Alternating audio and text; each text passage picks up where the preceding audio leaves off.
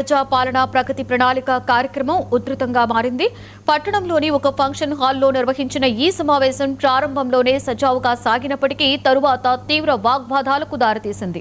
అధికారులు, ప్రజా ప్రతినిధులు వార్డుల్లో జరుగుతున్న అభివృద్ధి పనులపై సమీక్ష నిర్వహించగా ప్రతిపక్ష కౌన్సిలర్లు తీవ్ర అసంతృప్తిని వ్యక్తం చేశారు.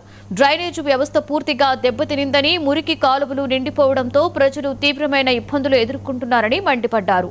వీధి దీపాల కొరత కారణంగా రాత్రివేళ ప్రజలు భయాందోళనకి గురవుతున్నారని ఆవేదన వ్యక్తం చేశారు.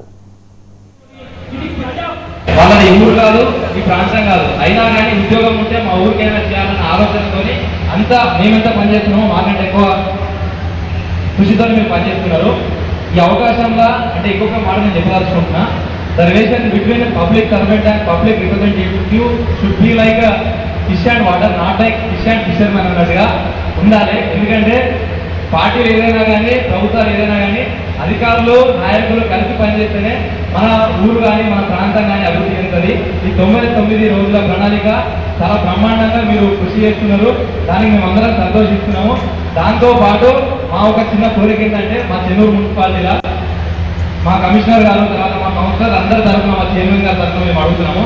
మాకు చెత్త బండ్లు చాలా తక్కువ ఉన్నాయి. గత ప్రభుత్వం, ఇంత ముందున్న ప్రభుత్వం, ఈ ప్రభుత్వంతో మనకు సంబంధం లేదు.